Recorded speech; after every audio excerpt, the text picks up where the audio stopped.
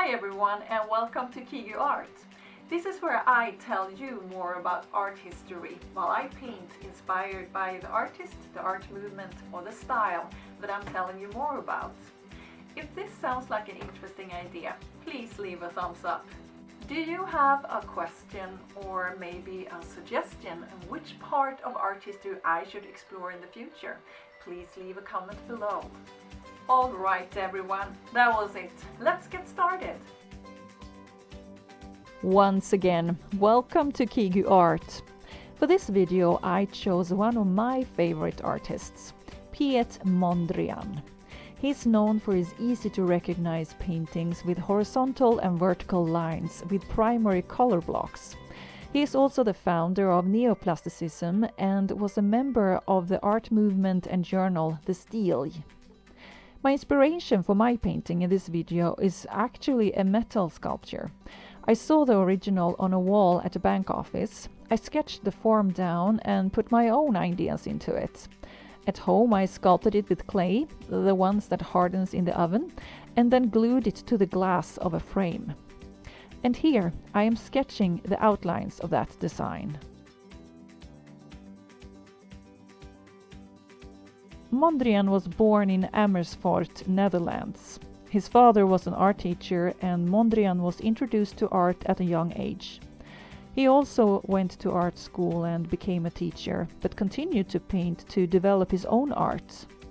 Most of his art from this period, around 19 to 1910, was naturalistic or impressionistic, consisting largely of landscapes from his native country, like windmills, fields and rivers.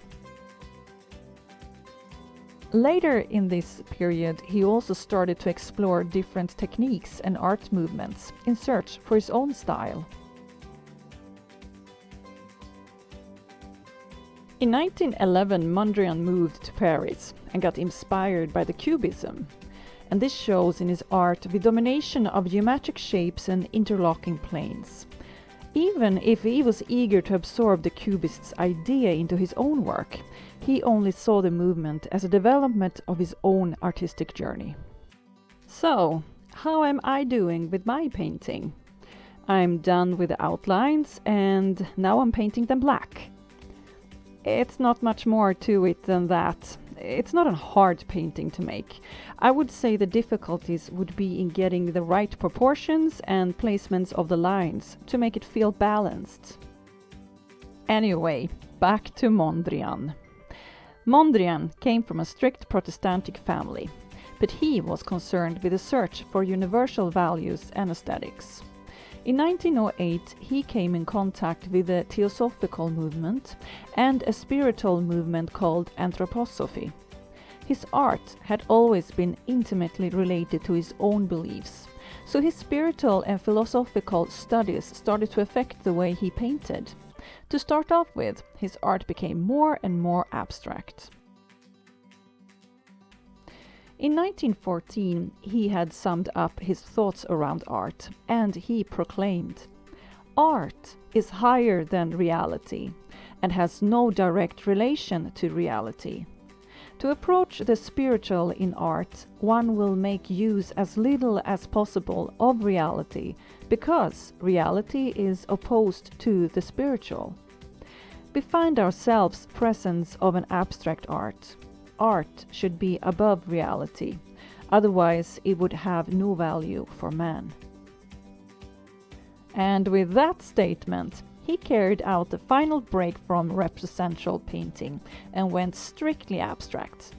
He developed a non-representational form of abstract art, which he called Neoplasticism. This was the new pure plastic art, which he believed was necessary in order to create universal beauty. And here are some early paintings of these ideas.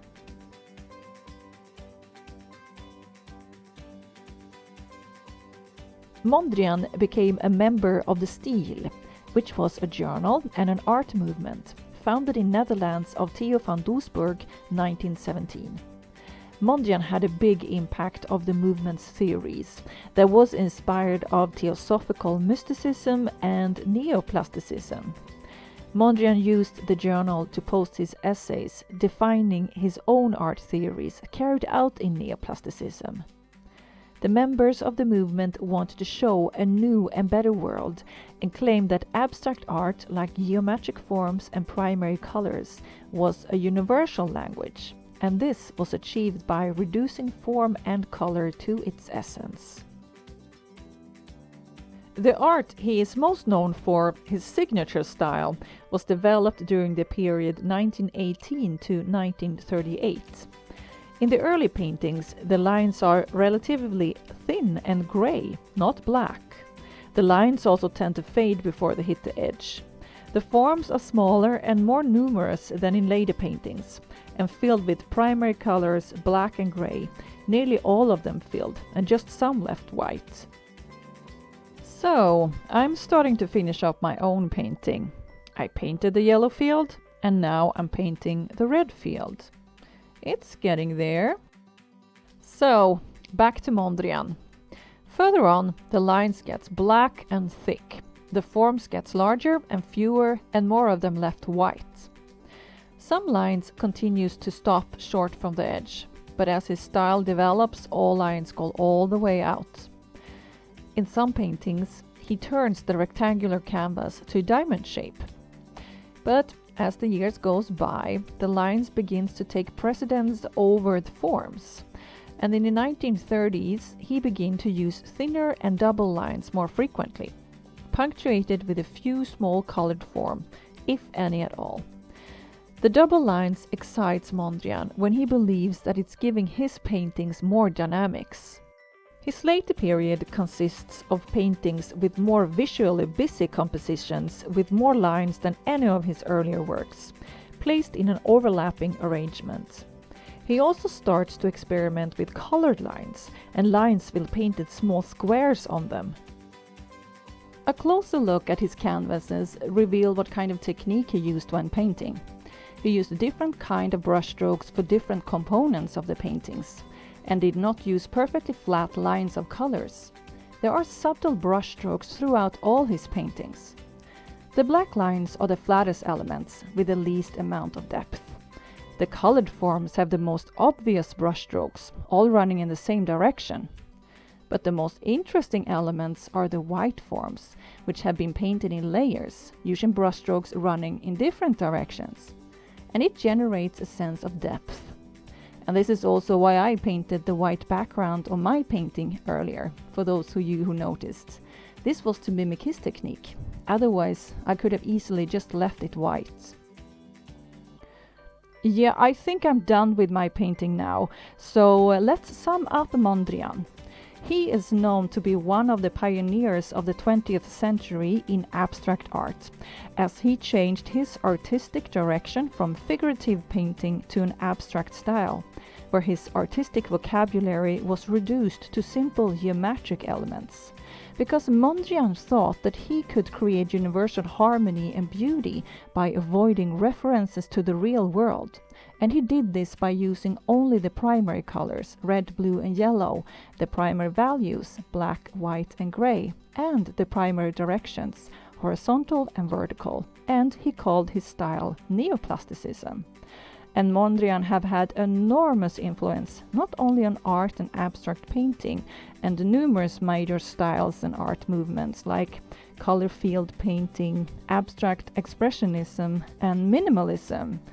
You guys know what I'm talking about, right? Color field painting, abstract expressionism, and minimalism. Yeah, let's talk more about that in coming videos. Mondrian's influence. Yes, Mondrian didn't only inspire other artists, but also other domains outside painting, such as design, fashion, and architecture. So, what do I think about my painting? Well, I like the composition. It works and it is balanced. It wasn't hard to make, and it didn't take long to make it either. Is it anything like Mondrian's paintings? Answer has to be no. Mondrian have never put a circle in his compositions, and it also speaks against his ideas of universal beauty. But it is my design inspired by Mondrian, and I like it. Alright everyone, that was it for today. This is the finished creation and I hope you enjoyed the video. See you next time. Bye!